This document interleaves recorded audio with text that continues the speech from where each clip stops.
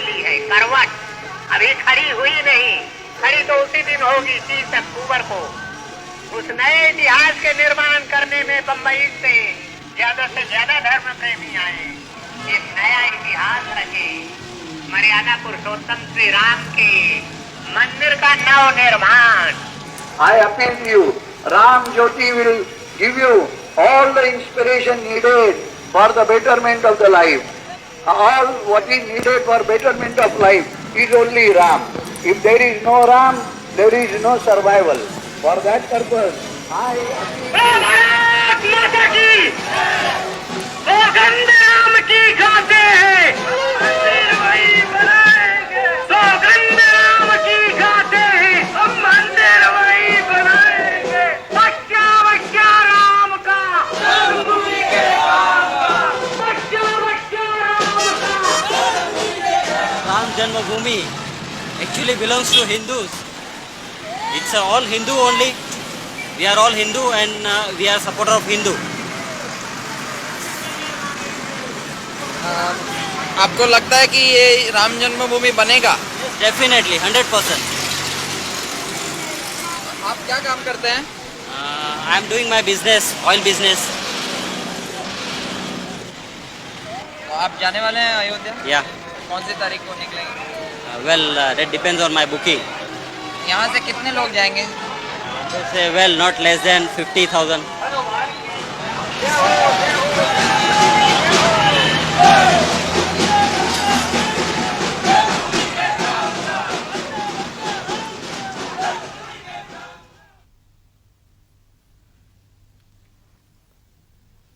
അയോധ്യയിലെ ബാബറി മസ്ജിദ് നിർമ്മിച്ചത് 1528 ഹിന്ദു രാജദൈവമായ രാമന്റെ അപദാനങ്ങൾ ജനകീയമാക്കിക്കൊണ്ട് ഏതാണ്ട് 50 വർഷങ്ങൾക്കു ശേഷം തുളസീദാസ് രാമായണത്തിന് അദ്ദേഹത്തിന്റെ വ്യാഖ്യാനം രചിച്ചു തുടങ്ങി. 19-ാം നൂറ്റാണ്ടോടെ അയോധ്യ മുഴുവൻ രാമക്ഷേത്രങ്ങൾ കൊണ്ട് നിറഞ്ഞു. ഇവയിൽ പലതും രാമന്റെ ജന്മസ്ഥലമാണെന്ന് പലരും അവകാശപ്പെട്ടു. ബ്രിട്ടീഷ് ഭരണം വ്യാപകമായതോടെ വളർന്നുവന്ന ഹിന്ദു മുസ്ലിം ഐക്യം ബ്രിട്ടീഷ് സാമ്രാജ്യത്തിന്റെ നിലനിൽപ്പിന് തന്നെ ഭീഷണിയായി. മുഗൾ ഭരണാധികാരിയായ ബാബർ അയോധ്യയിലെ രാമക്ഷേത്രം പൊളിച്ചാണ് രാമജന്മസ്ഥലത്ത് മുസ്ലിം പള്ളി പണിതത് എന്ന അഭ്യൂഹം അവർ ഔദ്യോഗികമായി തന്നെ പ്രചരിപ്പിക്കാൻ തുടങ്ങി. രാമന്റെ ജന്മസ്ഥലമായി കരുതപ്പെടുന്ന ഒന്നാണ് ഇത് എന്നും പ്രചരണം നടന്നു. ഈ തർക്കം വളരെ വേഗം ഹിന്ദുക്കളും മുസ്ലിങ്ങളും തമ്മിലുള്ള ഒത്തുതീർപ്പിലൂടെ പരിഹരിച്ചു. പള്ളി അങ്കണത്തിലെ വിഗ്രഹത്തിനു മുന്നിൽ ഹിന്ദുക്കളും പള്ളിക്കകത്ത് മുസ്ലിങ്ങളും പ്രാർത്ഥന നടത്തി. പക്ഷേ ഈ ഒത്തുതീർപ്പ് ദീർഘനാൾ നിലനിന്നില്ല. 1949 രാത്രിയിൽ ഹിന്ദു തീവ്രവാദികൾ പള്ളിയുടെ പൂട്ട് പൊളിച്ചു തുറന്ന് അവിടെ വിഗ്രഹങ്ങൾ സ്ഥാപിച്ചു. അന്ന് ജില്ലാ മജിസ്ട്രേറ്റായിരുന്ന കെ നായർ വിഗ്രഹങ്ങൾ അവിടെ നിന്ന് മാറ്റാൻ അനുമതി നൽകിയില്ല. ക്രമസമാധാന പ്രശ്നം ഉണ്ടാവുമെന്ന കാരണം പറഞ്ഞാണ് അനുമതി നിഷേധിച്ചത്. അദ്ദേഹം പിന്നീട് ഹിന്ദു ദേശീയതാവാദ പാർട്ടിയായ ജനസംഘത്തിൽ ചേർന്ന് പാർലമെന്റ് അംഗമായി. പ്രശ്നം കോടതികളിലെത്തി. ഹിന്ദുക്കൾ പള്ളിക്ക് പുറത്തുള്ള ഒരു വിഗ്രഹത്തിനു മുന്നിൽ കോടതി നിയമിച്ച പുരോഹിതന്റെ നേതൃത്വത്തിൽ ആരാധന തുടർന്നു.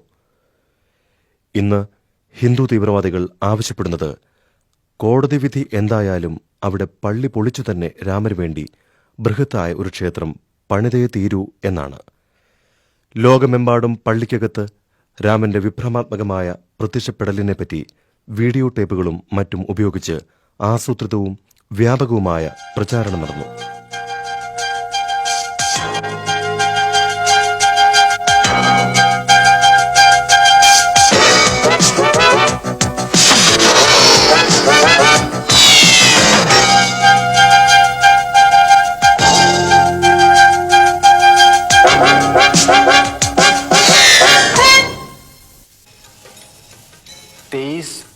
दिसंबर की रात मैंने देखा कि बाबरी मस्जिद में यकायक चांदनी सी फूटी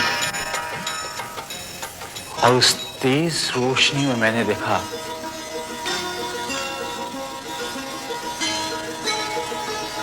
कि 4-5 साल का बेहद खूबसूरत लड़का खड़ा है। जब बेहोशी टूटी तो मैंने देखा कि सदर दरवाजे का ताला टूटकर जमीन पर पड़ा था। सिंहासन पर बुत रखा हुआ था और लोग आरती उतार रहे थे।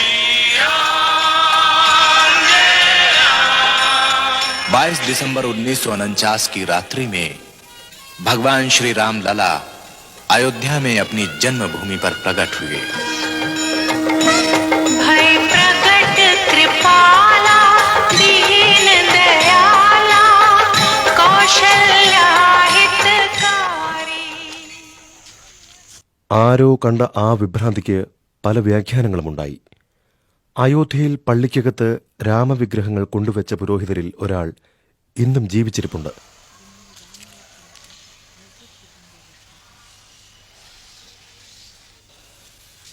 महंत राम सुभग दास जी महाराज शास्त्री अखिल भारतीय रामानंद संप्रदाय के प्रधानमंत्री, ये प्राइवेट महंत भी हैं और उस ट्रस्ट के सर्वाधिकारी हैं। आपने श्री राम जन्मभूमि के अंदर श्री राम लला जी का प्राकट उत्सव किया था। वह कौन सा डेट है, कौन सा तारीख है, कौन सा सन है, आप बताने का कष्ट करें। 23 दिसंबर 1949 ईस्वी। 23 दिसंबर 1949 ईस्वी में आपने श्री राम लला जी का प्राकट उत्सव किया था और वहाँ बाबरी मस्जिद में भगवान का अवतार हुआ था आपके द्वारा। आपके ऊपर भी कोई ऑर्गेनाइजर था? उस नियुक्ति में प्रधान नैयर साहब थे। के नैयर जो यहाँ के डीएम थे। और 1949 से लगातार प्रतिमा रखी गई है, तब से नहीं हटाई गई अभी तक। तो आप ही ने रखी थी? महंत राम सुभग दास जी शास्त्री जी जो आप सामने में हैं, आपने ही रखी थी। हाँ जी, हमारे और भी सहयोगी थे, केवल मैं नहीं था। तो मूर्ति रखने का काम आपको कैसे, उसके बारे में आपने कैसे सोचा? ये तो स्वप्न रूप हुआ। उस स्वप्न को साकार किया मूर्ति रख के। स्वप्न केवल इन्हीं को नहीं आया, अभराम दास के मन में भी आया और महंत दिग्विजय नाथ के मन में भी आया, महंत राम सुभग दास जी के मन में भी आया। प्रधान पुजारी उस समय मूर्ति रखने वाले यही आप हैं, महंत राम सुभग दास जी शास्त्री, जो इस समय अयोध्या के सबसे वयोवृद्ध। आम जनता तो ये नहीं जानती है कि मूर्तियाँ इन्होंने ही रखवाई थी। नहीं, रिकॉर्ड में है। गवर्नमेंट ने आपके नाम से वारंट जारी किया था। वो वारंट का नकल मैं इस समय आपको मौजूद है, मैं दिखा सकता हूँ आपको। तो जेल से कैसे निकला? जेल से फिर वो जमानत पर रिहा हुए, मुकदमे चले और मुकदमे से आप फिर बरी हो गए। नैयर साहब ने निर्णय दिया कि जब तक इस केस का फैसला न हो तब तक इसे बरी कर दिए जाए।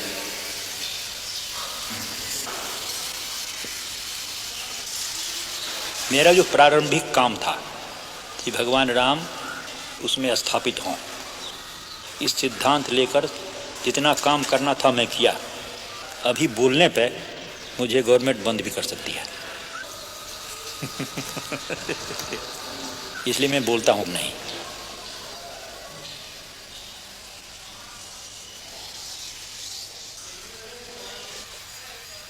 പഴയ പള്ളിയിലെ വൃദ്ധനായ ഇമാമും അദ്ദേഹത്തിന്റെ മകനും ആ സംഭവം ഓർക്കുന്നു.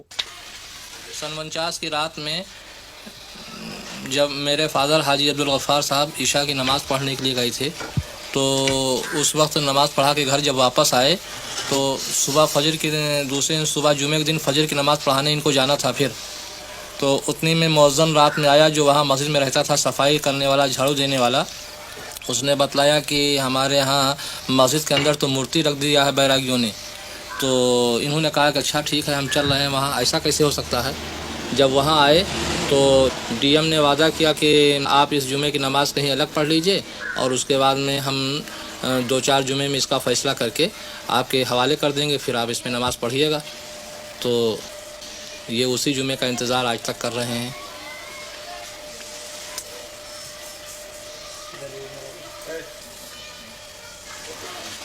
आपकी उम्र?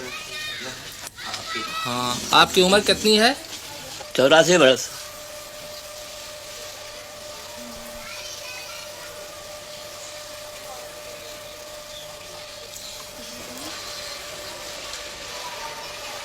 हमारा कारोबार सारा लकड़ी का सप्लाई करने का जो है मंदिरों से ही है।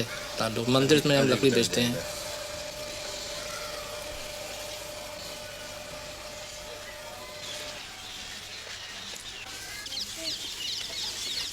हमारे यहाँ के डिप्टी कमिश्नर साहब, जिनका नाम है नैयर, इन्होंने उसमें बुत रखा दिया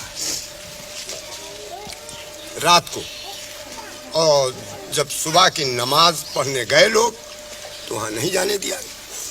गवर्नमेंट के ऑर्डर हो गया। आप जानते थे किसी को जो वहाँ सुबह नमाज पढ़ने? अरे वो उसमें तैनात हैं, मुकर्रर थे। अजान देने वाला अलग और नमाज पढ़ाने वाला एक खास आदमी होता है जिसको पेश इमाम कहा जाता है। आप कभी गए नमाज पढ़ने? हाँ गए हैं। जी हाँ गए हैं। और आज तक आप लोग अभी यही नहीं समझ सके, अब क्या समझने आए हैं? अब तो ये मामला बहुत दूर पकड़ गया ना अब तो साहब।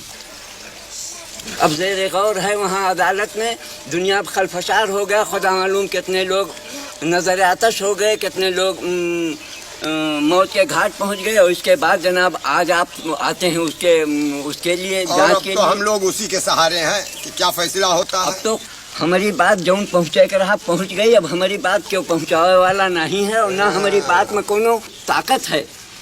आज इतनी नफरत पैदा कर दी गई है कि जनाब हमारी सूरत से लोग बेजार हैं।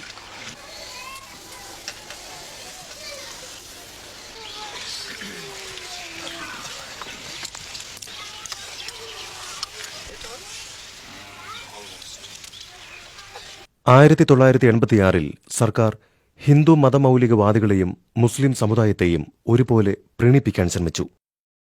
ഒരു വശത്ത് അവർ മുസ്ലിം വനിതകൾക്ക് വിവാഹമോചന നഷ്ടപരിഹാരം നൽകേണ്ടതില്ലെന്ന ബിൽ പാസാക്കി. മറുവശത്ത് അവർ ബാബറി മസ്ജിദ് ഹിന്ദുക്കൾക്ക് പ്രാർത്ഥനയ്ക്കായി തുറന്നുകൊടുത്തു. അതേസമയം മുസ്ലിങ്ങൾക്ക് പ്രവേശനം നിഷേധിക്കുകയും ചെയ്തു. പ്രതിഷേധ സൂചകമായി മുസ്ലിങ്ങൾ ബാബറി മസ്ജിദ് ആക്ഷൻ കമ്മിറ്റി രൂപീകരിച്ചു. പക്ഷേ അത് ഹിന്ദു തീവ്രവാദത്തെ ശക്തമാക്കാനേ സഹായിച്ചുള്ളൂ. തുടർന്ന് രാജ്യത്തുണ്ടായ വർഗീയ കലാപത്തിൽ ഏതാണ്ട് 2500ഓളം പേരാണ് കൊല്ലപ്പെട്ടത്.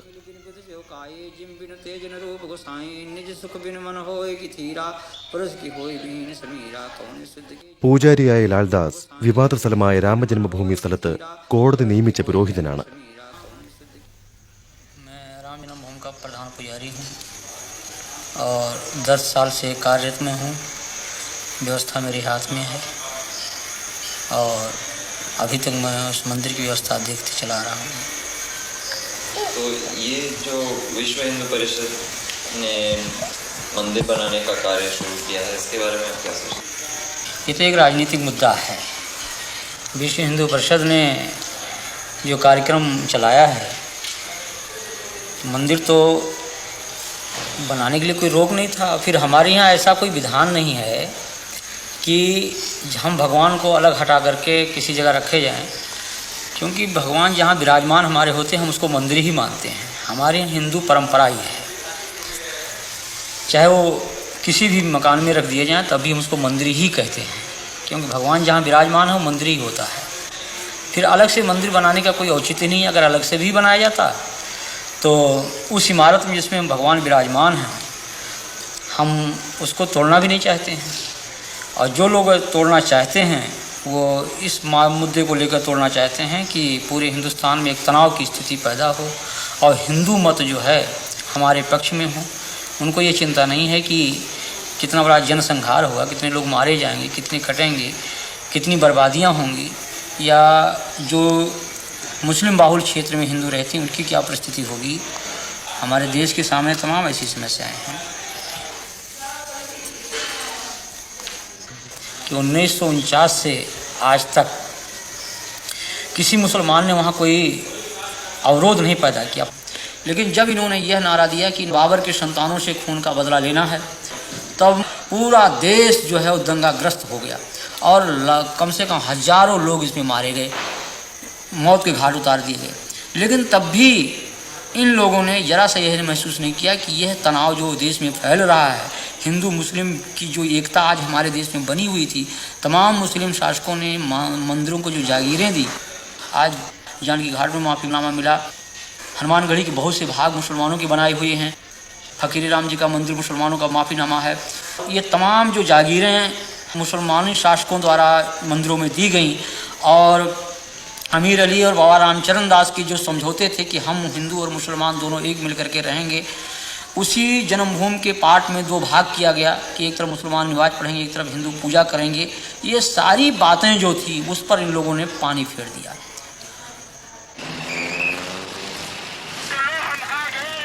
ഹിന്ദു തരംഗത്തിലേറി അടുത്ത തെരഞ്ഞെടുപ്പിൽ ഭാരതീയ ജനതാ പാർട്ടി തങ്ങളുടെ ലോകസഭയിലെ സീറ്റ് 2 നിന്നും 85 വർദ്ധിപ്പിച്ചു. 1990 അവരുടെ നേതാവ് LK അദ്വാനി ഒരു എയർ കണ്ടീഷൻ ടൊയോട്ട രഥമായി സങ്കല്പിച്ച് ഒരു പ്രചാരണം ആരംഭിച്ചു.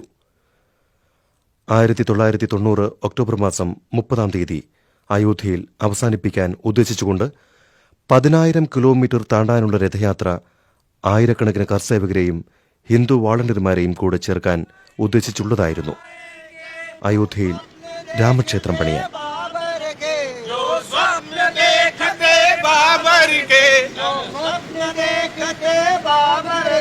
जो स्वप्न देखते बाबर के अरमान मिटा कर मानेंगे, अरमान मिटा कर मानेंगे। जो खेल रही है आंगन में इस बेल कुचल कर मानेंगे, इस बेल कुचल कर मानेंगे। हम मंदिर वही बना तो केवल झांकी है, काशी मतलब बाकी है। ये तो केवल झांकी है, काशी मतलब बाकी है। बच्चा बच्चा राम का भूमि के काम का, बच्चा बच्चा राम का भूमि के काम का, बच्चा बच्चा राम का।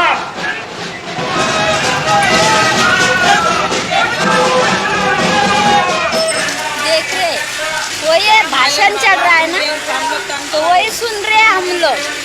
तो वही गरीब के लिए क्या करते हैं ये लोग।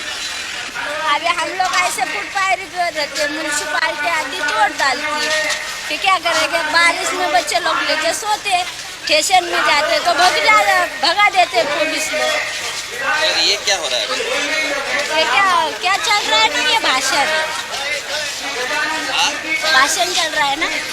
के बारे में अभी हमको क्या मालूम, इतना मालूम रहता तो बता देते। हम पढ़े इंसान नहीं है, क्या करेंगे। वो क्या चल रहा है क्या नहीं हमको मालूम भी नहीं।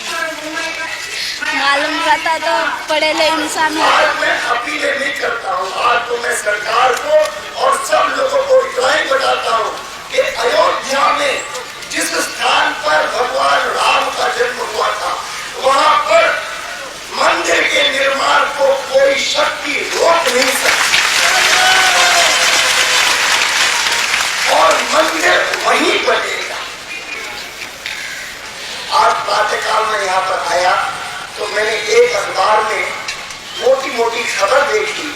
यहाँ के कुछ वरिष्ठ नागरिकों ने मेरे नाम एक खुली अपील की है, जिसमें कहा है कि Advani warned of communal riots. इस प्रकार की बातें करना के सांप्रदायिक दंगे होंगे, मैं इसको दुर्भाग्यपूर्ण मानता हूँ। मैं इतना जरूर जानता हूँ कि यूं तो शरारत करने के लिए 4 लोग भी कर सकते हैं, लेकिन कम से कम इस यात्रा के कारण किसी भी प्रकार की गड़बड़ नहीं होगी, ये मुझे विश्वास है। और यह यात्रा रिस्पॉन्सिबिलिटी के साथ, उत्तरदायित्व के साथ, लेकिन निश्चय के साथ। यह विकृत सेक्युलरवाद हमको स्वीकार नहीं।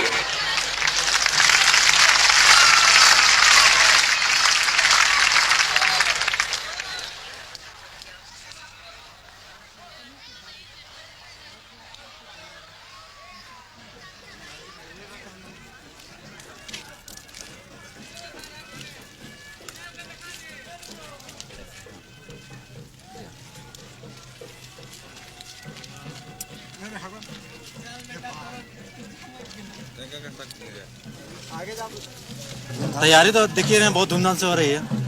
उनके स्वागत के लिए हम लोग तैयारी कर रहे हैं। सरकार के कहने से मंदिर और मस्जिद का निर्माण नहीं होता है। यह धर्म की बात है और पब्लिक का अपना अटूट विश्वास की बात है। आप कौन से पार्टी के हैं? हम पार्टी वार्टी तो खैर छोड़िए, अभी धर्म की बात जहाँ तक बोलते हैं तो हिंदू धर्म से हम कंसल्ट है। पार्टी में नहीं है? पार्टी तो ही है, किसी न किसी पार्टी से जरूर कंसल्ट है। हाँ, वही पूछ रहे। हम ऐसे दिल से कांग्रेस साई को चाहते हैं, लेकिन हम धर्म की जहाँ तक बात है तो हिंदू धर्म को तो ही है। देखिए मंदिर वो मेरा है, जो अयोध्या में जो मंदिर है वो हिंदुओं का है, वो आज से नहीं है, सदियों पुराना है। उसको मुसलमान लोग भाई तोड़ के बनाया, उसको तो हम मानने को तैयार नहीं है।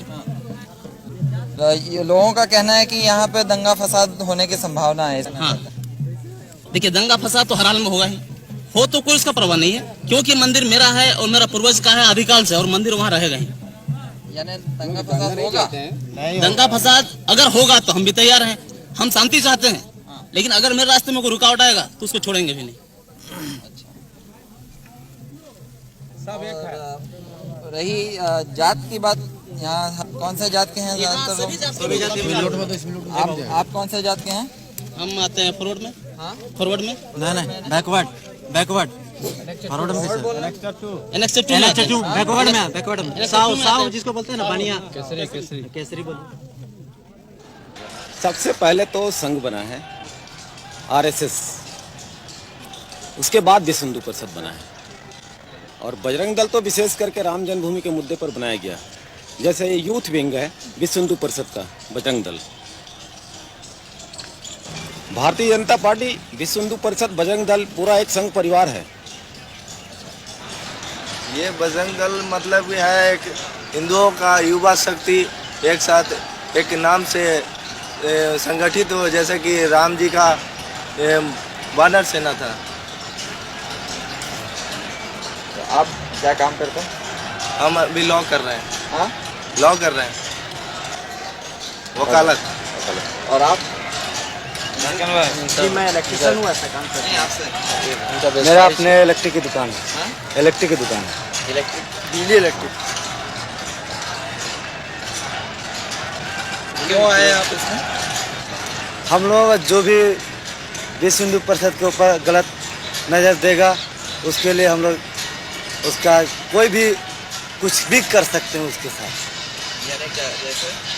जैसे उसके साथ अगर मारपीट का समय आया तो मारपीट किया जाएगा, बातचीत का समय आया अगर बात से काम चल जाता है तो बात से ही हम लोग निपट लेंगे,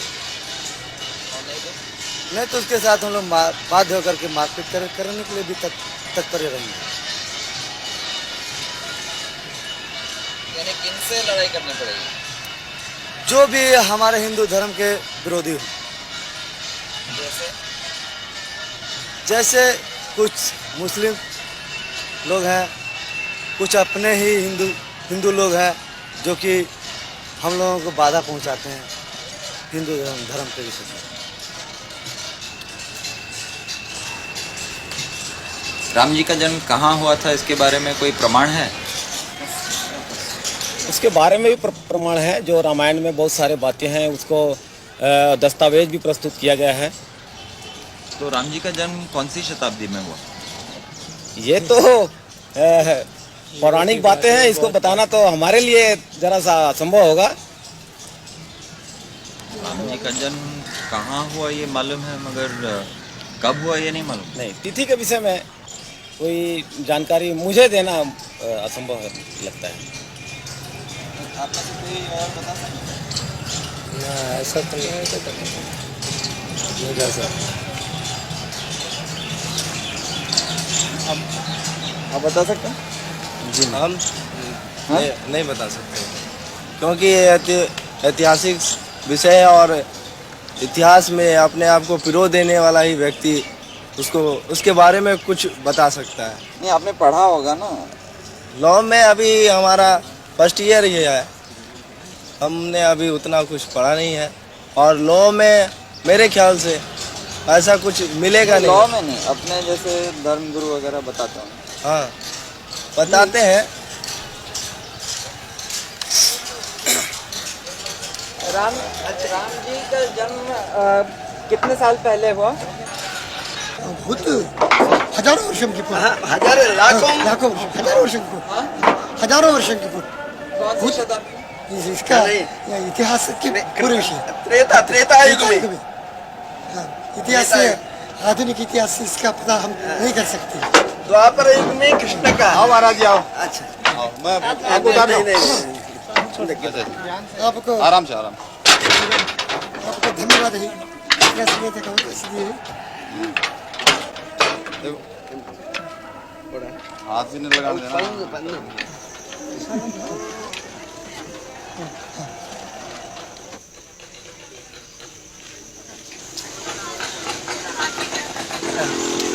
क्या कर रहे हैं यहाँ? हाँ, हमको दर्शन करना है, उसको आरती दिखाना है. आ रहा है ना उधर से. राम जन्मभूमि को आरती दिखाना है. अच्छा. सेवा करना है. अच्छा, तो जो भी मोटर गाड़ी आती है वहाँ दर्शन कराते हैं? जी. है ना, राम जन्मभूमि को. हाँ, ये पीछे आते हैं. लीजिए.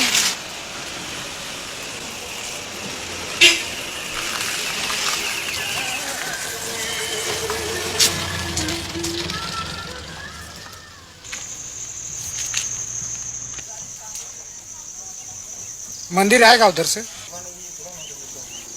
पूरा मंदिर? हाँ, ट्रक से. उधर से ट्रक में मंदिर आ रहा है? आएगा जो लिखा हुआ है.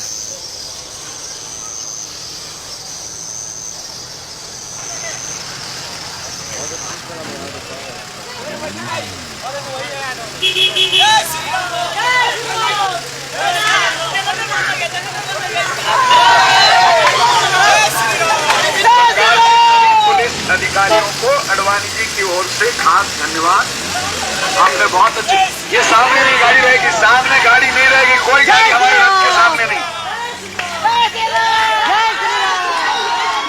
जय श्री राम. चलिए.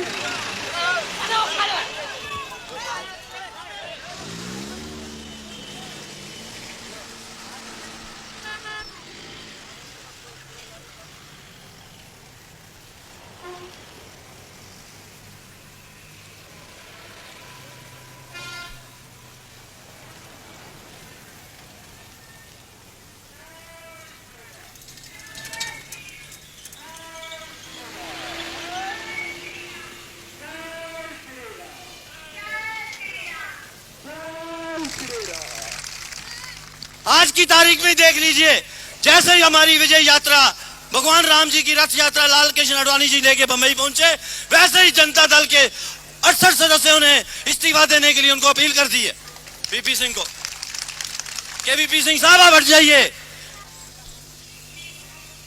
और वीपी सिंह साहब को देखिए, मंडल लोग की क्या आवश्यकता थी आज की तारीख में. आप सबसे सलाह मशवरा करते, पहले दूसरे मसले हल कर दे, लेकिन नहीं, उनको अपनी कुर्सी बचाने के चक्कर में मंडल आयोग थोप दिया. और मुलायम सिंह यादव जैसे आदमी कहते हैं हम रथ यात्रा को अंदर नहीं घुसने देंगे. असली यादव नहीं लगता हमें, क्योंकि अगर असली यादव होता तो रथ यात्रा का स्वागत करता. ये असली यादव नहीं है. ये यादव मुझे लगता है कुछ पिछड़ी जाति होती से कहीं से आया होगा. മണ്ഡൽ കമ്മീഷൻ റിപ്പോർട്ട് നടപ്പാക്കാനും പിന്നോക്ക വിഭാഗക്കാർക്ക് ജോലി സംവരണം ചെയ്യാനുള്ള സർക്കാരിന്റെ നീക്കത്തെ സവർണ ഹിന്ദു വിഭാഗങ്ങൾ എതിർത്തു വരികയായിരുന്നു. അവരുടെ വിദ്വേഷം ബിജെപിക്കും രാമക്ഷേത്രത്തിനുമുള്ള പിന്തുണയായി മാറി. പക്ഷേ സമൂഹത്തിൽ ഇത്രനാൾ അവഗണിക്കപ്പെട്ടിരുന്നവർക്കിടയിൽ ഒരു പുതിയ ബോധം വളരാൻ തുടങ്ങിയിരുന്നു.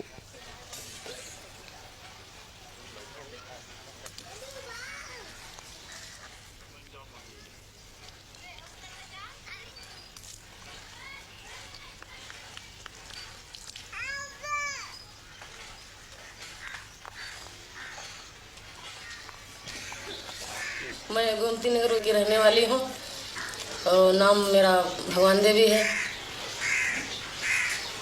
सिलाई का काम, कपड़ा की दुकान भी है, दोनों दुकानदारी में करती हूँ.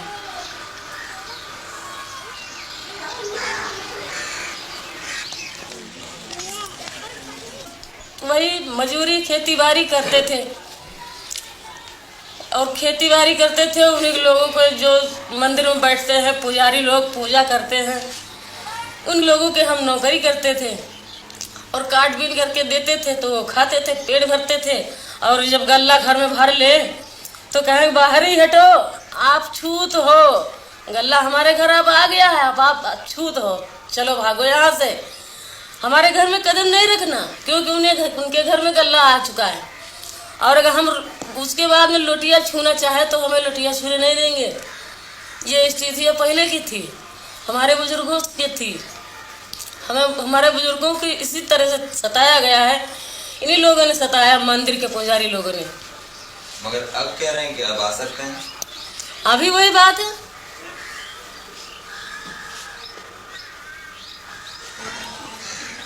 यहाँ काश होता है, हम काश करने वाले 45 साल की मेरी उम्र है। आज कितने साल हुई जिस वक्त अंग्रेज गया है, तो अगर तोड़ना जिसको रहा है तो वही से हटा दिया होता। न जाने कब बना है। आज हम चार छह बार अयोध्या जा चुके हैं और वहाँ पर मंदिर और मस्जिद बराबर बना है। तो जब नारा बोलते हैं कि हिंदू मुस्लिम भाई भाई, आपस में सब भाई भाई, तो जब भाई भाई हो आज 40 साल और पता नहीं कितने साल पहले से बना, तो अब उसमें क्यों मंदिर तोड़ दिया जाए, क्यों मस्जिद तोड़ दी जाए? दोनों बने रहे। जैसे हम हिंदू भाई एक जगह बैठते हैं तो हम दोनों भाई रहे। वो भी देवता हैं, वो भी देवता हैं, हम दोनों को मानते हैं। मुस्लिम भाई उसमें नमाज पढ़े, हम उसमें पूजा करें, हमारी समझ में ये आता है। और उसमें एक बिगाड़ने से कोई नतीजा हल नहीं होना है, और सिवाय नुकसान, जनता पर नुकसान होना। आप कौन सी लगते हैं? हम रैदास चमार जिसको कहते हैं वही है।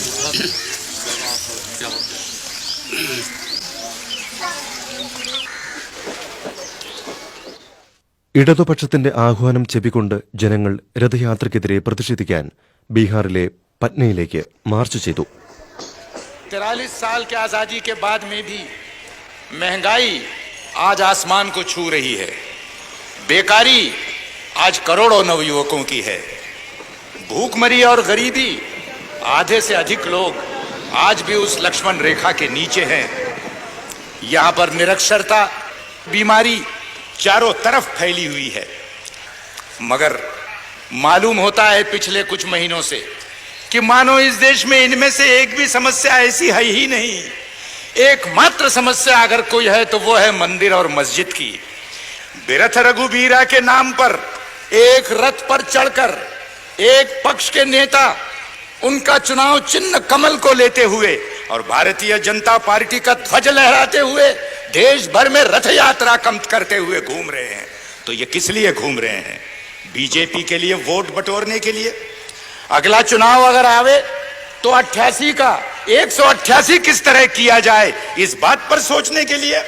मैं ये कहता हूं कि उनके सारे ये रंगीन सपना चूर चूर होकर रह जाएंगे, क्योंकि इस देश में बहुसंख्य हिंदुओं ने धर्मनिरपेक्षता को अपनाया है। अगर आज ये भारत एक धर्मनिरपेक्ष देश के रूप में है, इसका बहुत बड़ा श्रेय इस देश में बसने वाले 85% हिंदुओं को बेशक जाता है। लेकिन न महात्मा गांधी, न जवाहरलाल नेहरू, न फांसी के तख्त पर लटकने वाले हमारे वो सैकड़ों तमाम जो शहीद हुए, उनमें से एक ने हिंदू राष्ट्र के लिए अपनी जान नहीं दी। इस बात को भुलाया नहीं जा सकता है। मगर ताज्जुब की बात है, हट है, मंदिर वहीं बनाएंगे और मस्जिद तोड़ करके ही बनाएंगे। इसमें राम की मर्यादा है। अयोध्या राम का जन्म स्थल है, माना। ये बात हिंदुओं का एक विश्वास, उनकी अस्मिता का सवाल है, इस बात को मैं मानता हूं। पर मैं ये कहता हूं कि मुझे कोई कह दे, अडवाणी जी या कोई और, कि अयोध्या का वो कौन सा चप्पा जमीन है कि जो राम की याद से पवित्र नहीं, ये मुझको वो कह दे। अयोध्या के कहीं भी जाकर के आप मंदिर बना लीजिए। हम में से हर किसी ने 1000 बार इस बात को मंजूर किया कि मंदिर आप बनाएं, बेशक अयोध्या में बनाएं, बेशक भव्य बनाए, मगर ये हट न करे कि मस्जिद टूटने पर ही वो मंदिर बनेगा, ये हट न करे। हम में से कोई लाल झंडे मानने वाले हो या कोई और भी हो, हम सब धर्मों की श्रद्धा करते हैं। एक धर्म की अस्मिता और अहंकार के नाम पर दूसरे धर्म की अस्मिता और आस्था आप तोड़ नहीं सकते, इस बात को ध्यान में रखिए। दोस्तों, हिंदू धर्म में सहिष्णुता है, असहिष्णुता भी है, मानवता भी है और जात पात की व्यवस्था भी है। और इसीलिए वर्षों से संत और महंतों ने अनेक प्रकार के सुधार लाने के प्रयत्न किए। जात पात व्यवस्था के खिलाफ उन्होंने अपनी आवाज बुलंद की, आज भी वो कायम पड़ा हुआ है। आज एक नया प्रयत्न चल रहा है कि इस देश के अंदर में जिनको प्रशासन से दूर रखकर कहा गया कि ये सिर्फ सेवा और चाकरी करने के सिर्फ इसी लायक हैं और किसी चीज के लायक नहीं हैं, आज एक प्रयत्न किया जा रहा है कि देश के कारोबार चलाने में उनको भी हाथ बटाने का मौका दिया जाए। लेकिन वही ताकतें जो हिंदू धर्म के अंदर कठमुल्लापन कायम रखना चाहते हैं, झंडा लहराकर मस्जिदें गिराना चाहते हैं, वही लोग इस देश के अंदर में वर्णाश्रम और जात पात के नाम पर भी जो है तो आज कस्में खा रहे हैं और उसके प्रयत्न कर रहे हैं। इनके चेहरों को देख लो, इनको पहचान लो, इनकी मनोवृत्ति को समझ लो। और इसलिए मैं कहूंगा कि यहां पर ये सारी लड़ाइयां एक तरह से जुट गई हैं कि मस्जिद कायम रहेगी, मंदिर जरूर बनेगा। इतना ही कहते हुए मैं अपनी बात को समाप्त करता हूं। मैं कहूंगा देशद्रोहियों सावधान, जाग उठा है राम भगवान। आपने कहना है देशद्रोहियों सावधान, जाग उठा है राम भगवान। मैं कहूंगा ये तो पहले झांकी है। आपने कहना है काशी मथुरा बाकी है। यह तो पहले झांकी है, काशी मथुरा बाकी है। इन्होंने तलवार दी थी भाई को, आज मैं उनको ये तलवार दे रही हूँ, उनके अभय के लिए, उनके निर्भय के लिए। एक बहन ने तलवार देना अपने आप में इतिहास बनता है। बोलो श्री लाल कृष्ण आडवाणी जी की, सौगंध राम की खाते हैं। LK आडवाणी जिंदाबाद, राम भक्त जिंदाबाद। और जोर से बोलिए भगवान श्री राम की। आप लोगों का बहुत बहुत धन्यवाद, नमस्कार।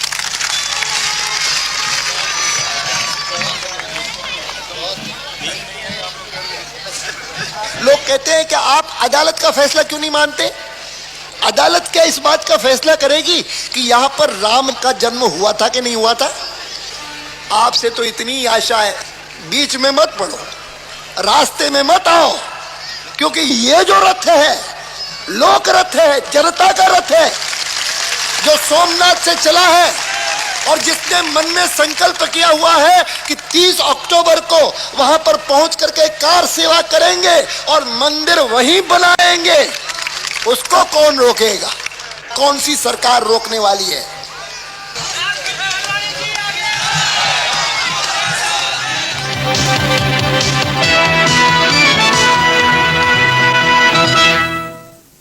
BJP നേതാവ് LK അദ്വാനിയുടെ അറസ്റ്റിൽ പ്രതിഷേധിച്ച് പാർട്ടി ആഹ്വാനം ചെയ്ത ബന്ദിൽ രാജ്യത്തിന്റെ വിവിധ ഭാഗങ്ങളിൽ അക്രമങ്ങളുണ്ടായി. രാജസ്ഥാനിൽ കൊള്ളയും കൊള്ളിവെപ്പും തടയാൻ ജയ്പൂർ നഗരത്തിൽ സൈന്യം രംഗത്തിറങ്ങി. ഒരു പോലീസുകാരനടക്കം 5 പേർ കൊല്ലപ്പെട്ടു. ഗുജറാത്തിൽ VHP BJP ബന്ദിൽ 8 പേർ കൊല്ലപ്പെട്ടു. രാജസ്ഥാനിൽ ജയ്പൂർ, ജോധ്പൂർ, അൽവർ, നഗോർ എന്നിവിടങ്ങളിൽ വ്യാപകമായി അക്രമങ്ങളുണ്ടായി. രാജസ്ഥാനിൽ ഇതുവരെ 49 പേർ മരിച്ചതായി വാർത്താ ഏജൻസി റിപ്പോർട്ട് ചെയ്യുന്നു. सुढौरा कॉन्स्टिट्यूएंसी हरियाणा से मैं विधायक हूँ जनता दल से। अभी आज मैं पार्टी से रिजाइन कर रहा हूँ। ये मंदिर बनना चाहिए क्योंकि मुसलमान जो लोग हैं वो हमारे किराएदार हैं। 1947 में पटेल जी ने एक बात कही थी कि इन सालों को भगा दो। हमडन्स को हमने अपना घर खाली करा लेना है, बाई फोर्स, बाई हुक और बाई क्रुक हमने अपने मकान को खाली करा देना है। आती है करा कर रहेंगे। मंदिर बनेगा। विजय राजे सिंधिया हमारी माता जी, माधवराव सिंधिया की माता जी, मेरी माता जी, अटल बिहारी वाजपेयी, LK आडवाणी, विजय मल्होत्रा और आपके मदन लाल खुराना, हमारे सारे भारतीय जनता पार्टी से आज मैं पत्रकार सम्मेलन बुला रहा हूँ। शाम को मैं रिजाइन करूँगा। आज मैं भारतीय जनता पार्टी में शामिल हो जाऊँगा या कांग्रेस साई में। जनता दल आज मैंने छोड़ दिया। मैं विधायक हूँ, MLA हूँ हरियाणा से, ताऊ लाल के यहाँ से, लेकिन आज मैं मुलायम सिंह यादव के खिलाफ हूँ। मुलायम सिंह यादव मुझे अरेस्ट नहीं कर सकता, उसकी पावर नहीं। पंडित चिरंजी लाल MP करनाल से मेरे मामे हैं, सुषमा स्वराज मेरी सगी बहन है। आज मैं सरकार छोड़ रहा हूँ इनके गुंडापन से। अरे बाबर कौन था? घुसपैठिया था। अकबर कौन था? घुसपैठिया था। तो हमें बाबर को नहीं मानना, हमें राम को मानना है, जो कितने सालों से हमारे देश के अंदर राम राज्य था, दशरथ के बेटे थे। हम राम जन्मभूमि को अपना मान्यता देते हैं। राम जी बताते हैं कि सुबह से पी के रखना नहीं, गलत। ये पृथ्वी के अंदर तो दुई रचना। हाँ, वो सोमरस है। हाँ, भाई साहब बता रहे हैं कि आपने सुबह से शराब पी रखी है। ये सोमरस है। इसका पान बड़े बड़े देवताओं ने किया। दुर्योधन ने किया, धृतराष्ट्र ने किया, श्री कृष्ण ने किया। तो ये तो सोमरस है, इसको पीने के बाद दिमाग बढ़ता है।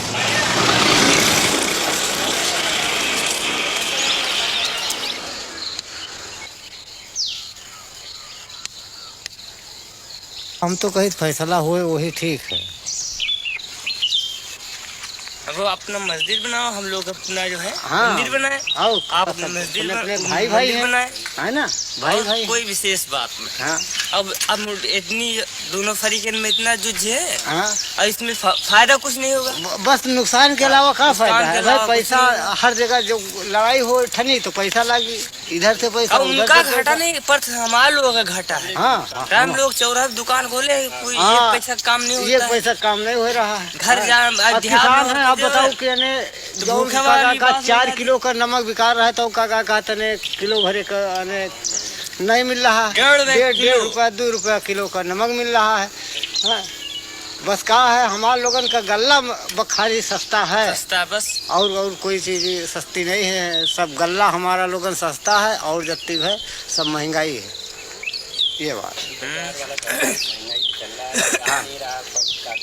कभी कोई झगड़ा नहीं, कभी नहीं झगड़ा हो। अब हमारे यहाँ पर कोई वो वैसी बात नहीं है। ये तो बाहर का जो है सब सब बातें बेकार की लड़ाई झगड़ा करने वाली है ना। मस्जिद तोड़ के मंदिर कैसे बने? अब बगल में बना लिया, कोई बात नहीं, झगड़ा शांत कर लिया, शांत हो बिल्कुल। लेकिन अब एक उठाव वाली बात है तो वो बात अलग, लड़ाई वाली मतलब बात हो गई। आप हिंदू हैं कि मुसलमान? नहीं, हम तो हिंदू। तभी आप सोचते हैं कि यहाँ मस्जिद नहीं तोड़नी चाहिए? बिल्कुल, क्यों भाई हमारे मंदिर बना हो, कोई तोड़ा लागे तो हम कैसी बात तोड़ जाए मंदिर? हाँ, तो अगर तुमको मस्जिद बनाना है तो अपन अलग बना लो, या जैसे भी लोगों को मंदिर बनाना है तो अलग बना ले दूर। मस्जिद न तोड़ा, जिससे एक चीज बनी है तो तोड़ना नहीं ठीक है। क्यों तोड़ा?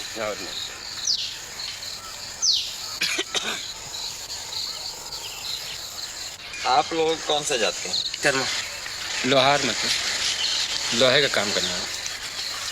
तो आप में से कोई ब्राह्मण राजपूत तो नहीं? नहीं, इसमें ब्राह्मण कोई नहीं। हाँ? ब्राह्मण कोई नहीं। ब्राह्मण लोग तो चाहते हैं मंदिर टूट के मंदिर बन जाए, सीधा मामला उनका यही है और कुछ नहीं। उनका माहौल ही है।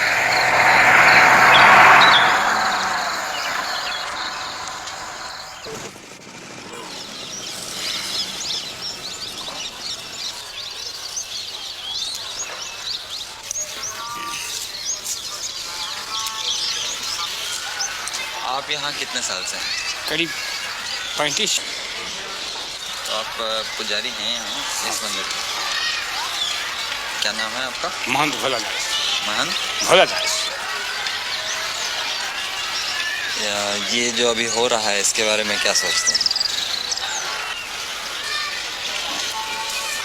पहले तो बहुत बढ़िया अयोध्या था, कोई अयोध्या में कोई बवाल नहीं था, बहुत कोई परिपंच नहीं था,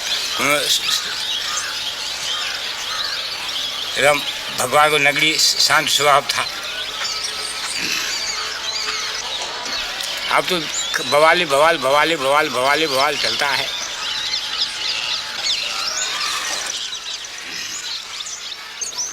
यहाँ पे मंदिर बहुत सारे हैं ना? हम मंदिर बहुत है। पुरानी जमाने के 5000 मंदिर है। आप तो घर घर मंदिर है, घर घर सब मंदिर है। जो दो कोठी बनाए जो भगवान को मंदिर बनवा लिए हैं। और मस्जिद भी है यहाँ पुरानी?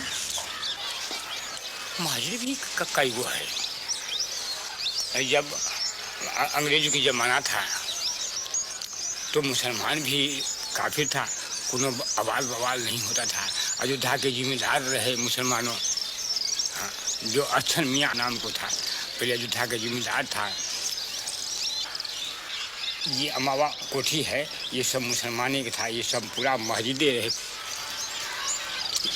ये मणि पर्वत है जो कम से कब्र कब्र है।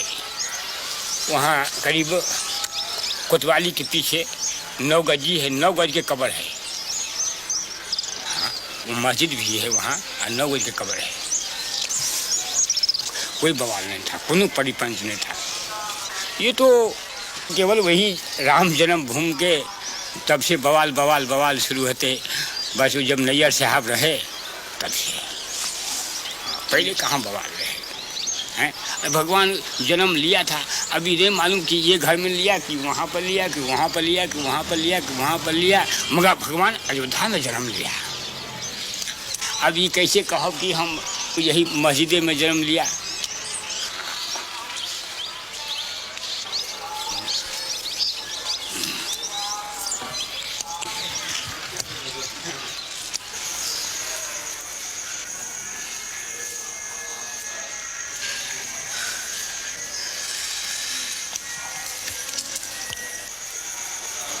आज तक जो पूरे हिंदुस्तान के अंदर में इस तरह से दंगे फैलाए गए, ये मात्र एक सांप्रदायिकता का दंगा कुर्सी और पैसे के लिए फैलाए गए, न कि ये राम जन्मभूमि के। मैं तो ये कहना चाहता हूँ, मैं राम जन्मभूमि मंदिर का पुजारी हूँ। मैं बिल्कुल सत्य कह रहा हूँ आपसे कि आज तक विश्व हिंदू परिषद के लोगों ने वहाँ पर एक माला भी नहीं चढ़ाया। भगवान की पूजा अर्चना तक उन लोगों ने नहीं करवाया वहाँ पर। और बल्कि उन्होंने व्यवधान डाला। हमने हाई कोर्ट में रिट दायर किया और रिट दायर करके तब वहाँ की भोग व्यवस्था चालू करवाया। तो यहाँ की जनमानस ने कभी इसको स्वीकार नहीं किया। लेकिन इसमें कुछ किराए के साधु जिनको पैसा चाहिए, पैसे पर खरीदे गए, रामशिलाएँ घुमाई गईं। उसके उन रामशिलाओं को उन लोगों ने अपना कमरा, अपना मकान बनाना शुरू किया और काफ़ी जनभावनाओं को उन्होंने दोहन करके और बड़ी बड़ी बिल्डिंगें तैयार कर ली। करोड़ों अरबों रुपए इन लोगों ने इकट्ठा किया, विभिन्न बैंकों में इन्होंने डाला और लाखों रुपया उन्होंने व्यक्तिगत अपने खाते में इन लोगों ने डाला। तो लोगों की हत्याएं हो जाएं, लोग नष्ट हो जाएं, इससे इनको कोई मतलब नहीं। इनको मतलब पैसा मिले, कुर्सी मिले।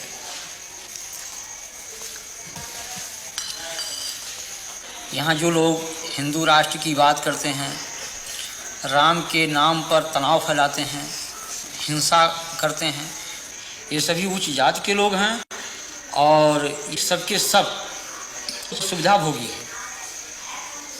इनमें त्याग और तपस्या और जनमानस का हित लेस मात्र नहीं है। ये केवल धार्मिक भावनाओं को बाहर करके और स्वयं को सुख सुविधा में वो परिणित किए हुए हैं। ये जनहित की बात कर ही नहीं सकते। लेकिन आज बड़े बड़े मठ हैं, करोड़ों अरबों की संपत्ति उसमें है और हम पैदल छोड़ करके एयरमेल से चलते हैं, फर्स्ट क्लास की टिकट पर चलते हैं, एयर कंडीशन के कमरे में रहते हैं। तो जहाँ पर हम एक तरफ भौतिकवाद, उस भौतिकवादी व्यवस्था से अलग होकर के त्याग और तपस्या और जनहित की बात सोचते थे, उस जगह हम उसको त्याग करके और हम भौतिकवादी व्यवस्था में परिणित हो चुके हैं।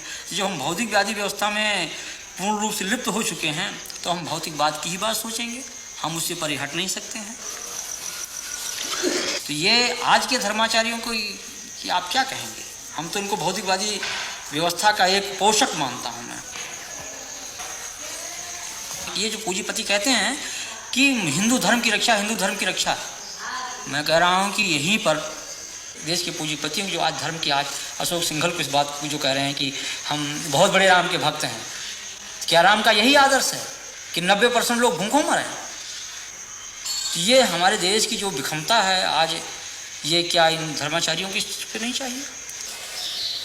अगर आप बड़े पूंजीपति हैं, आपके पास पैसा है, आपके कहने में एक पूंजीपति समुदाय देश का है, तो उन पूंजीपतियों से पैसा लेकर के उन गरीबों में लगाइए आप, जैसे मदर टेरेसा कर रही है, या और जिन धर्माचार्यों ने किया है, पूर्व जो धर्माचार्यों हमारे ने किया है, उनका अनुकरण करें आप।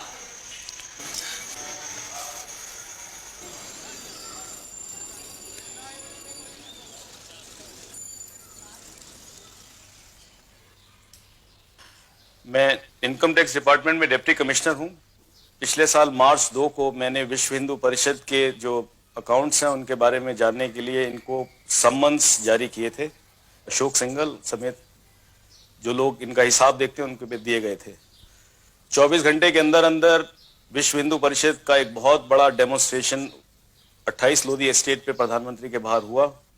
उसी दिन मेरा मद्रास तबादला कर दिया गया और तब जो सरकार थी उन्होंने उस पूरी इंक्वायरी को दबा दिया, फिर मुझे सस्पेंड कर दिया गया। विश्व हिंदू परिषद के बारे में दो तीन चीजें मुख्य मुद्दे मैं देख रहा था। एक तो ये कि क्या इनके पास बाहर से पैसा आया है कि नहीं आया है। विश्व हिंदू परिषद ने रिजर्व बैंक ऑफ इंडिया को अप्लाई किया था कि हमें बाहर से पैसा लाने दिया जाए, क्योंकि बाहर से उनकी बहुत सारी ब्रांचेज उनके मंदिर के लिए पैसा भेजना चाहती हैं। रिजर्व बैंक ऑफ इंडिया ने इनको ये परमिशन नहीं दी, क्योंकि ऐसे ऑर्गेनाइजेशंस जो देश के अंदर या तो तोड़फोड़ की कार्रवाई कर रहे हो या राजनीतिक कार्यों में लगे, उनको ऐसी परमिशन नहीं दी जाती और विश्व हिंदू परिषद को ऐसी कोई परमिशन नहीं दी गई थी। विश्व हिंदू परिषद अमेरिका नाम की एक संस्था है अमेरिका में, जिसके करीब 200 ब्रांचेस हैं सारे अमेरिका में, और ऐसी ही ब्रांचेस कनाडा और इंग्लैंड के अंदर हैं, जिनकी संख्या करीब 1 लाख से ऊपर सदस्यों की बताई जाती है और इनसे पैसा इकट्ठा किया गया। ये हमारी नॉलेज में था। ऐसा है कि जब इनकम टैक्स का रिटर्न किसी ट्रस्ट को फाइल करना होता है तो उसको सारे अकाउंट्स की तफसील देनी होती है, ये कानून है। 30 अक्टूबर 1979 को अशोक सिंघल ने एक रिटर्न फाइल की, जिसके अंदर उन्होंने उसके ऊपर तो लिख दिया कि हमको इतना पैसा आया और इतना पैसा हमारा गया है, और मैं उसके साथ सारी एक एक चीज का बयान दे रहा हूं कि कहां से पैसा आया कहां से नहीं आया। वो सारी बयान जो था रिटर्न से गायब था। तो हमने ये सबसे पहले था कि उसको हो सकता है कि शायद हमसे खोया हो, हमारे डिपार्टमेंट से खोया हो, तो ये सबसे पहले था कि आप उसका हमें डुप्लीकेट दीजिए सबसे पहले। लेकिन वो सवाल अब ये पता लगा कि उसका डुप्लीकेट ही नहीं है। उनकी फाइल में जो सारे कागज जो कहते हैं हमने सबमिट किए, उसके आज तक डुप्लीकेट्स उसके आज तक नहीं दिए गए।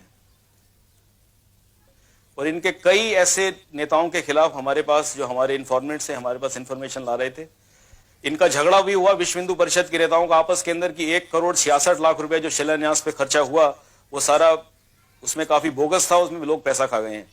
ये बातें वहां पे झगड़ा हुआ, फिर नई कमेटी बनी, लेकिन उसके बाद फिर एकदम ये पूरा विश्व हिंदू परिषद ने जब देखा कि ये बिल्कुल इंक्वायरी उन लोगों की कन्विक्शन के अंदर निकल सकती है, क्योंकि इनके पास ना तो किसी तरह का हिसाब था, तो उन्होंने सरकार के ऊपर ये निश्चित तौर पे दबाव डाला मार्च 8 को कि इसको या तो किया जाए, नहीं तो हम सरकार से अपना समर्थन वापस ले लेंगे। जब ये बार बार ये बोलते हैं विश्व हिंदू परिषद के नेता कि हम कुछ नहीं छुपा रहे हैं, हम जब छुपा नहीं रहे हैं तो आप कानून के आगे अपने गवाही देने के लिए आप क्यों भाग रहे हैं? पिछले 13 महीने से आप छुपते क्यों फिर रहे हैं? एक तरफ क्या इसका एक ही कानून, क्या मुझे तो हिंदुस्तान की पब्लिक की बताई इसमें क्या सच है क्या झूठ है? हम तो कहते हैं कि नहीं छुपाने का तो प्रॉब्लम क्या है? कोई और ऑफिसर्स भी बैठे हैं वहां पे, अपना सब दे दीजिए आप अपना हिसाब।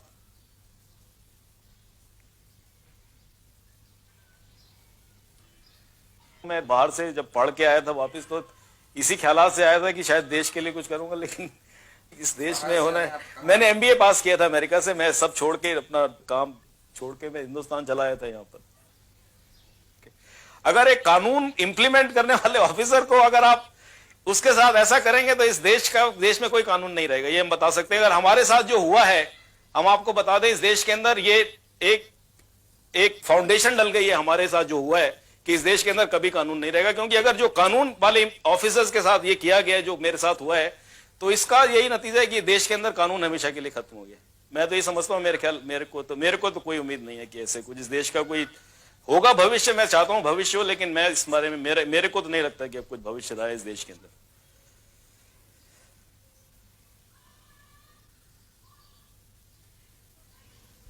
जब आपने ये सब कार्रवाइयाँ शुरू की तो उसके बाद किसी ने आपके ऊपर दबाव डाला या धमकियाँ वगैरह दी? हाँ, मेरे को 2 बार 2 लोगों ने धमकियां दी। मैं उनके नाम नहीं देना चाहता। 2 धमकियां दी। उन्होंने कहा कि अगर आपने आगे जबान खोली तो हम आपको जान मार देंगे, आपको जान से।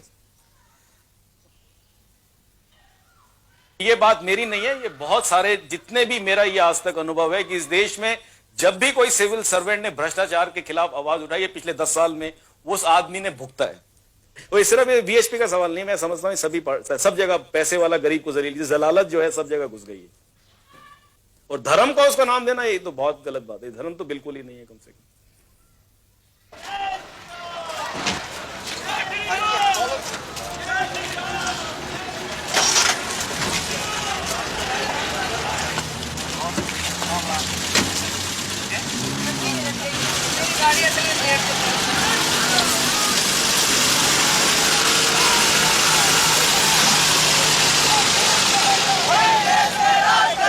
हिंदू हित का काम करेगा,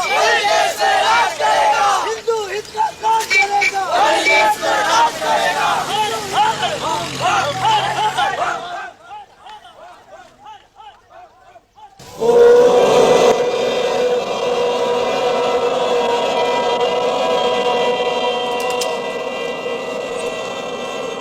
जय श्री राम, जय श्री राम, जय श्री राम।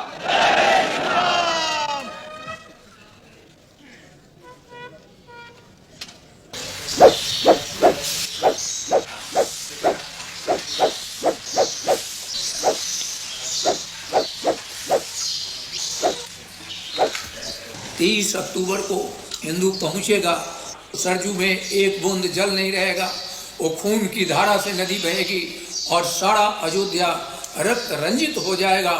हल्दी घाटी अयोध्या बनेगी, ये इम्फाल का मैदान अयोध्या बनेगा, जलियन बाग कांड का उदाहरण अयोध्या प्रस्तुत होगा। बोलो राम जन्मभूमि की जय, काशी विश्वनाथ की जय। मारेंगे मर जाएंगे, मंदिर वहीं बनाएंगे, मारेंगे मर जाएंगे, मंदिर वहीं बनाएंगे।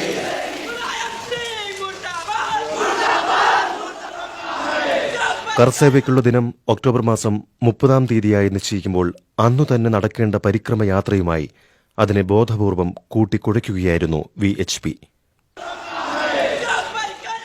പരിക്രമയ്ക്കെത്തിയ സാധാരണക്കാരെയും പള്ളി പൊളിക്കാനിറങ്ങിത്തിരിച്ച കർസേവകരെയും തിരിച്ചറിയാനാവാത്തതിനാൽ തദ്ദേശ ഭരണകൂടം അവിടെ ഒരു കർഫ്യൂ പ്രഖ്യാപിച്ചു.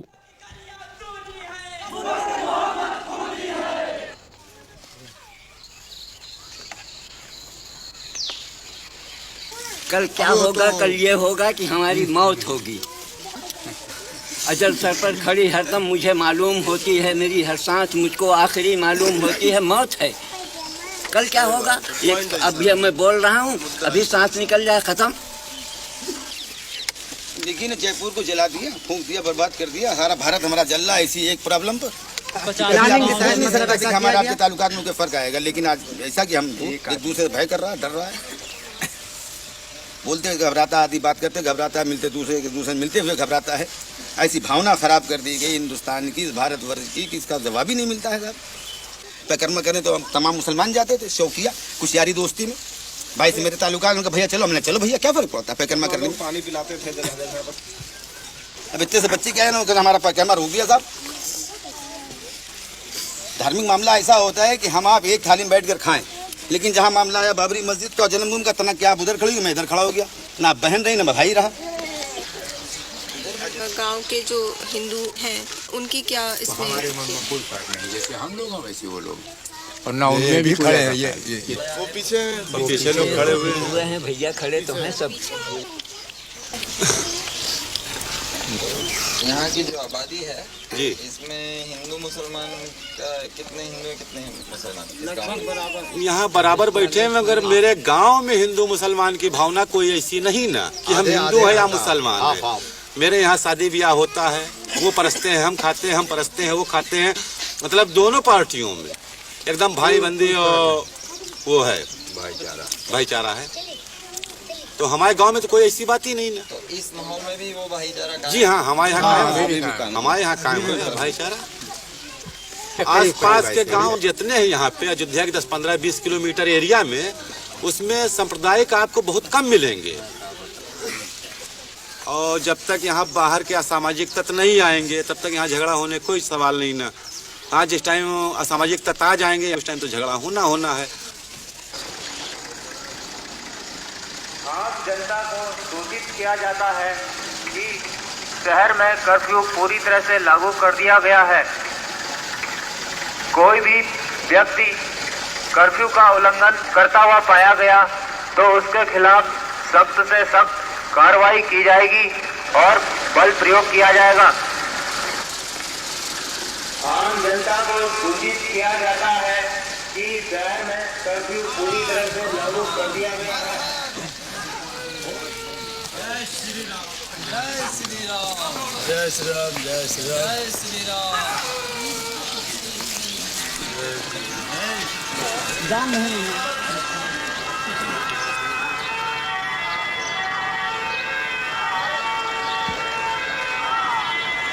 जिस हिंदू का खून खोले खून नहीं हुआ पानी है। जिस हिंदू का खून खोले खून नहीं हुआ पानी है।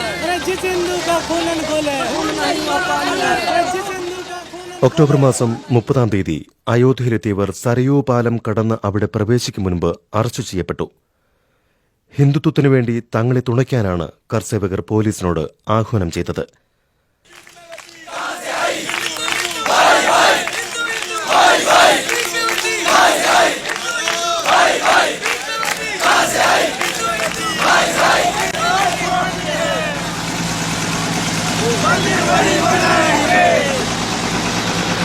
मंदिर वही बनाएंगे।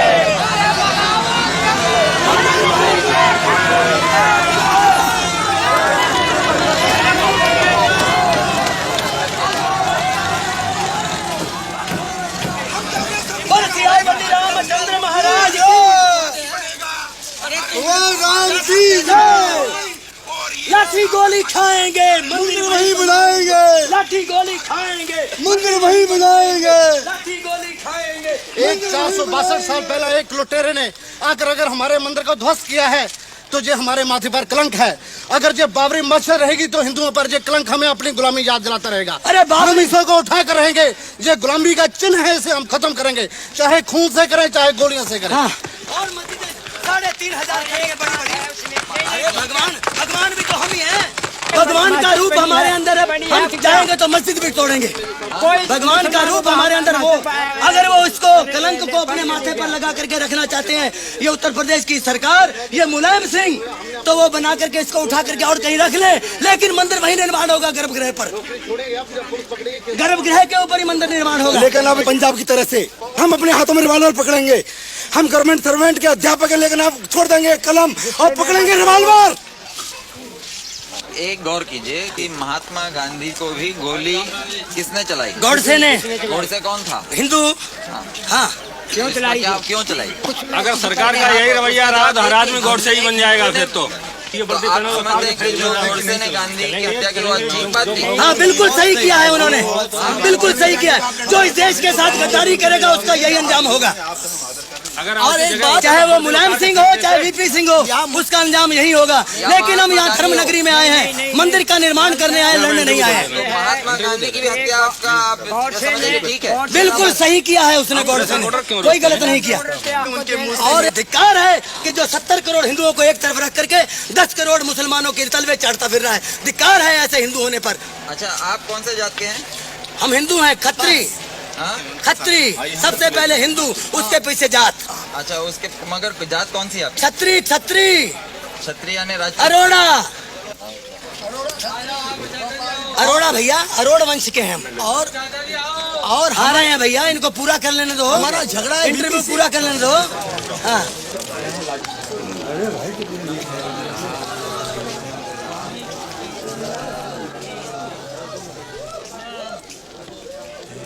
आप कहाँ से आए? डिस्ट्रिक्ट एटा। और क्या करते हैं? हम पंडा हैं गंगा जी के।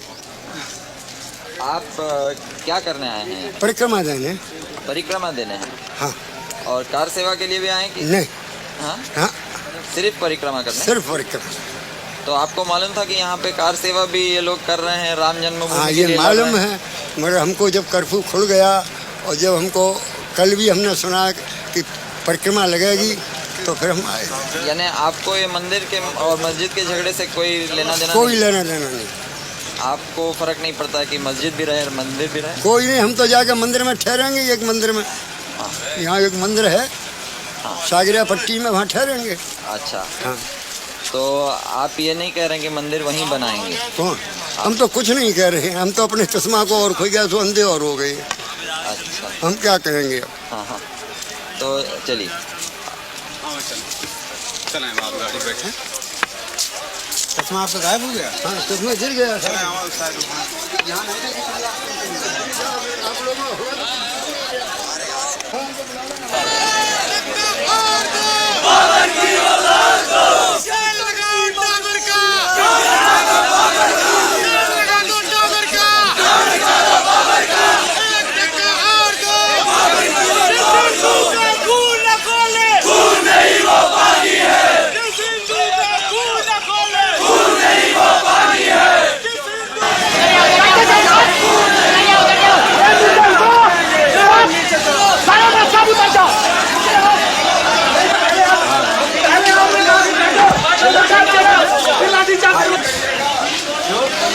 जाने दो भाई। अरे पत्रकार अरे यार श्रीमान जी निकल रहे हैं हम लोग। श्रीमान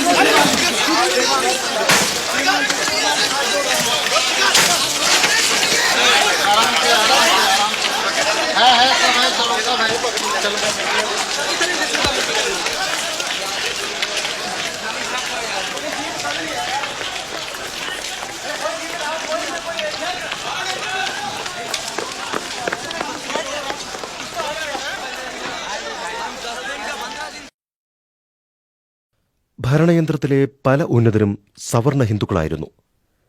ഹിന്ദുത്വവാദത്തോടുള്ള അവരുടെ അനുഭാവം രഹസ്യമായിരുന്നില്ല.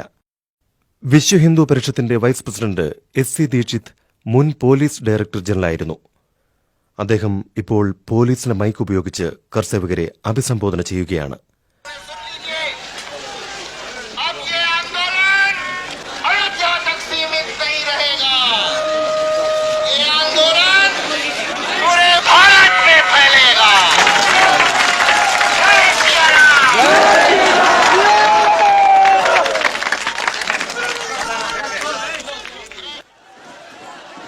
പ്രസംഗം അവസാനിച്ച നിമിഷങ്ങൾക്കകം അത് പോലീസിലും ചലനമുണ്ടാക്കി. ബാരിക്കേഡുകൾ തകർത്ത് കർസേവകർ പള്ളി അങ്കണത്തിൽ പ്രവേശിച്ചു.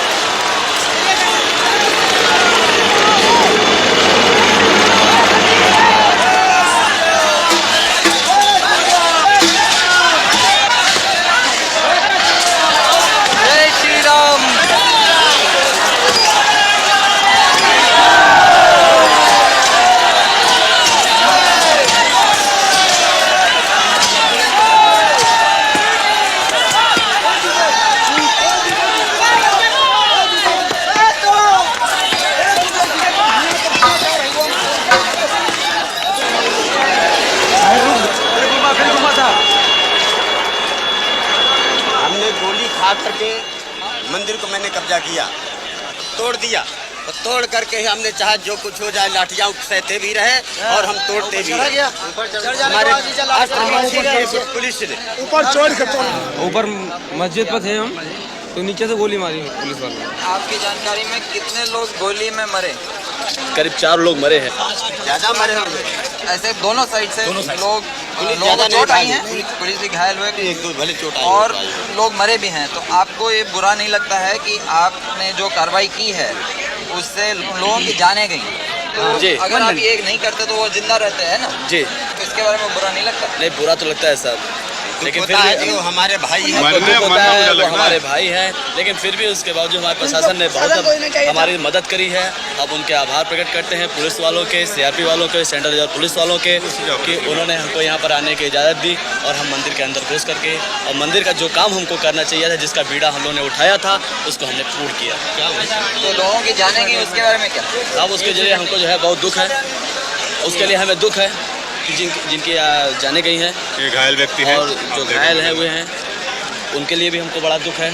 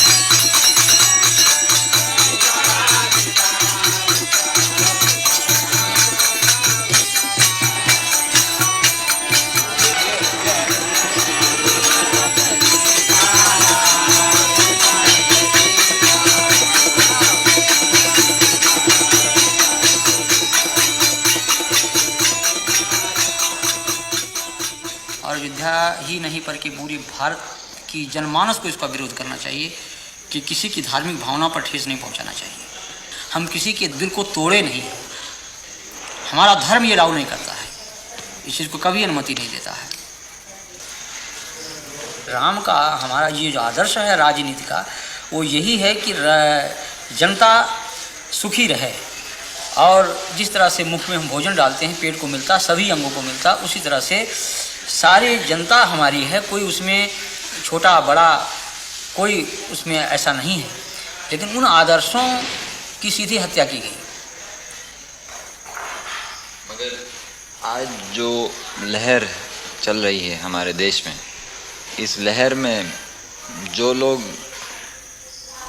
घृणा की भाषा बोलते हैं उनके पीछे ज़्यादा लोग चलते हैं, और जो लोग प्यार की भाषा बोलते हैं जैसे आप बोल रहे हैं उनके पीछे कम लोग हैं। ऐसा नहीं है। ये तो जैसे बाढ़ आती है भाटे की तरह से, जब तूफान आता है तो उसमें तमाम पेड़ गिर जाते हैं, तमाम मकान ढह जाते हैं, सड़क नष्ट हो जाते हैं, तमाम परिवहन सेवाएं ठप हो जाती हैं।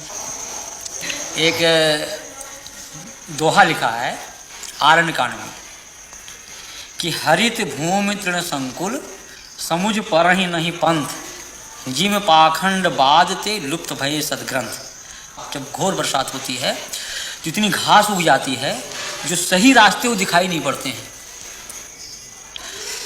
उसी तरह जिस तरह से पाखंडियों की बात से सही बात जो है छिप जाती है। जैसे कोई आदमी खा लिया कोई नशा जब तक उसके शरीर में रहेगा तब तक कोई भी क्रिया कर सकता है, पागल भी हो सकता है, अटैक भी कर सकता है, स्वयं की आत्महत्या कर सकता है। ये सब उन्माद होते हैं, विचार चिंतन ये सब नष्ट हो जाते हैं।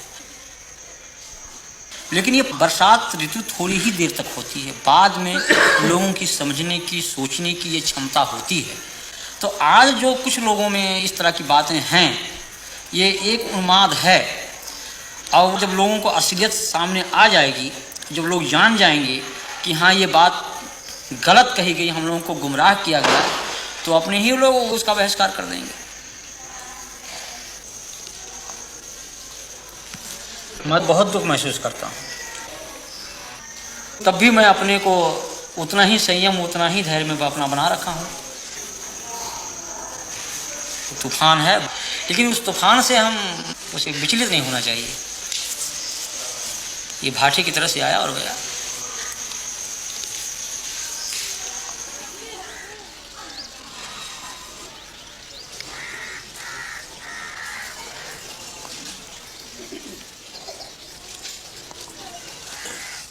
मंदिर के अंदर हमें जाने ही नहीं दिया जाता है। तो मंदिर से हमें क्या लाभ है? मंदिर की मूर्ति अगर पीस दी जाए तो वो तो दोबारा हम कई प्रकार के मसाले से बना सकते हैं, लेकिन हमारी अगर जनता कट जाए तो हम किसी प्रकार का मसाला उसमें नहीं लग सकता है। और अगर देखिए हमारी इस बस्ती में बहुत से लोगों की जन्म भूमि हुई है, उनको यहाँ से निकाला जा रहा है। अभी यही गांव से करीब 150 बस्ती है, उनको निकाला जा रहा है, और ये कहीं केवल राम है। उनकी भूमि के लिए लोग कितना परेशान है, और संख्या भी उसके पीछे दौड़ रही। देखिए मैं क्यों दौड़ूं?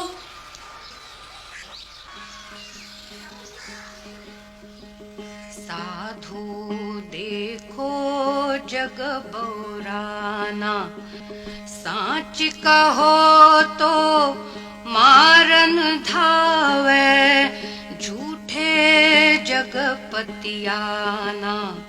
साधु देखो जग बौराना, हिंदू कहत है राम हमारा, मुसलमान रहमाना। आपस में दो लड़े मरत हैं, मर्म कोई नहीं जाना,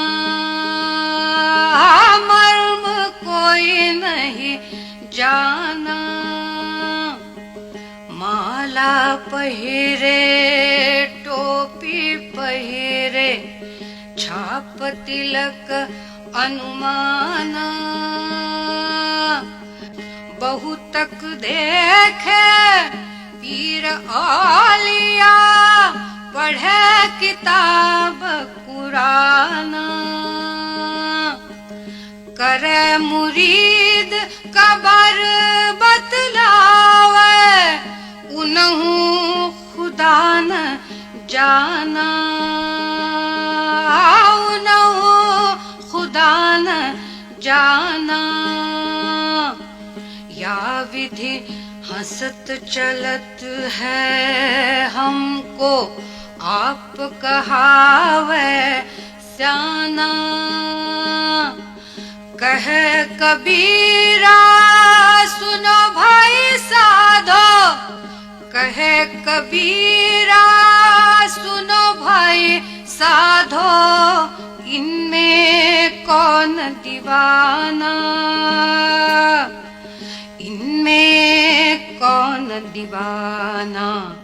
साधु देखो जग बौराना, साधु देखो जग बौराना।